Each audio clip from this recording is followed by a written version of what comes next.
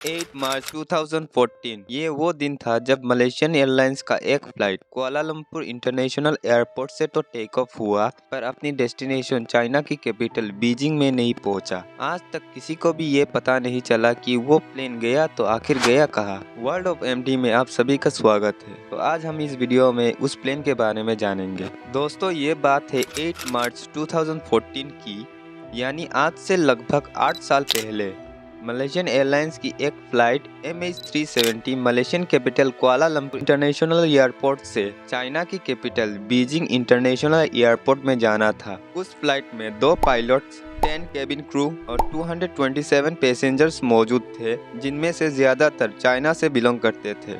दोनों pilots experience थे, जिनमें से फर्स्ट पायलट 53 इयर्स के जहारी अहमद शाह थे, जिन्हें 33 इयर्स का एक्सपीरियंस था। वहीं पे दूसरी तरफ उनके को पायलट 27 इयर्स के तारिक अब्दुल हमीद थे, जिन्हें 7 इयर्स का एक्सपीरियंस था। अगर हम प्लेन की बात करें तो वो 11 साल पुराना बोइंग 777 जहाज था, जो नॉर्मल प्लेनों की तरह मलेशियन कैपिटल कुआलालंपुर से चाइना की कैपिटल बीजिंग या फिर बीजिंग से कुआलालंपुर की सफर करने वाली एक नॉर्मल प्लेन थी, जिसमें ना कोई इलेक्ट्रॉनिक इशू था, ना पहले कभी आया था। अब आते हैं मेन मुद्दे में, आखिर उस दिन क्या हुआ था।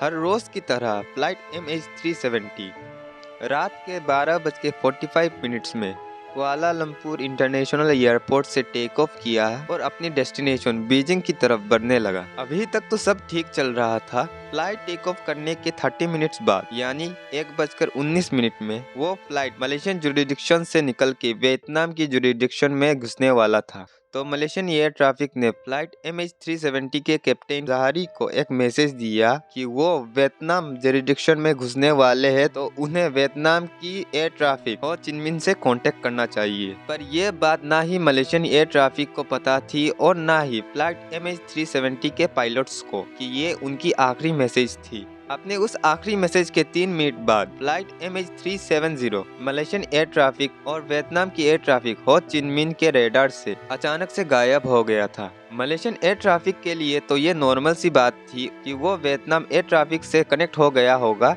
इसीलिए वो उनके रेडार से गायब हो गया। पर वहीं पर दूसरी तरफ हो चिनमिन के रेडार से वो प्लेन गायब होते देखा तो उन्हें गड़बड़ लगा, तो उन्होंने वायरलेसली कांटेक्ट करने की कोशिश की, पर आगे से कोई जवाब नहीं आ रहा था। अगले 18 मिनट्स तक MH370 से कांटेक्ट करने की कोशिश की। आगे से जब कोई जवाब नहीं आ रही थी, तब उन्होंने कुआलालंपुर एयर ट्रैफिक से कांटेक्ट किया और उस सिचुएशन के बारे में उन्हें अपडेट किया।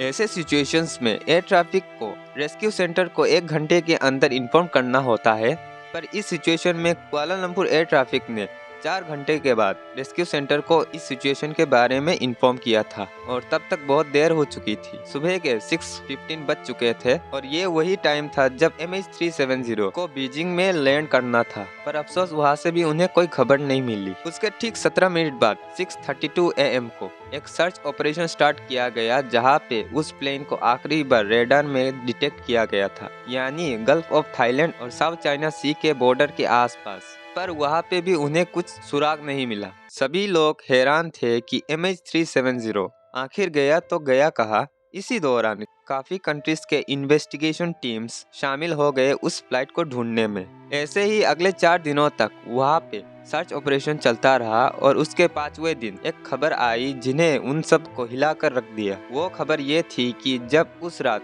1:21 में सिविलियन रेडार यानी कुआलालंपुर और वियतनाम के रेडार से गायब हो गया था, पर उसके अगले 1 घंटे तक मलेशियन मिलिट्री के रेडार में वो प्लेन डिटेक्ट हुआ था, जिसके आधार पर यह पता चला कि MH370 रेडार से गायब होने के कुछ मिनट के बाद फ्लाइट ने यू टर्न ली और मलेशियन के पीनस शहर को क्रॉस करके फिर एक टर्न ली और लास्ट इंडियन ओशन के हिस्से के ऊपर 2:22 में डिटेक्ट हुआ था।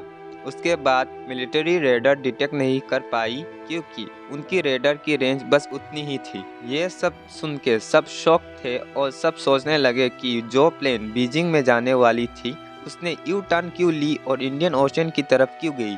उसके अगले दिन रेस्क्यू टीम उस जगह पे सर्च ऑपरेशन करना स्टार्ट कर दी, पर चौंकाने की बात ये थी वहाँ पे भी किसी को कुछ नहीं मिला। उसके कुछ दिनों बाद फिर से एक खबर मिली और उस खबर ने तो पूरी सिचुएशन ही बदल दी। पता ये चला कि मिलिट्री रेडार से 2:22 में गायब होने के बाद फ्लाइट MH370 एक सैटेलाइट से लगातार कांटेक्ट करने की कोशिश कर रही थी। ये एक ऐसी सैटेलाइट है जब प्लेन का कम्युनिकेशन सिस्टम काम करना बंद कर देता है तब पायलट्स वो उस सैटेलाइट से कांटेक्ट करने की कोशिश करते हैं। ठीक ऐसे ही MH370 भी हर एक घंटे में उस सैटेलाइट से कांटेक्ट करने की कोशिश में था। उस सैटेलाइट के डाटा को कैलकुलेट करने के बाद एक्सपर्ट्स की दावा ये थी, मिलिट्री रेडार से गायब होने के बाद फ्लाइट MH370 ने और एक टर्न लिया और अगले 5 घंटों तक इंडियन ओशन के ऊपर फ्लाई करती रही और सुबह के 8:19 तक फ्लाइट ने उस सैटेलाइट से कांटेक्ट बनाने की कोशिश की थी और वो उस प्लेन से मिलने वाली आखिरी सिग्नल था। उसके बाद वो प्लेन ना किसी सैटेलाइट से कांटेक्ट किया और ना ही किसी रेडार में शो हुआ।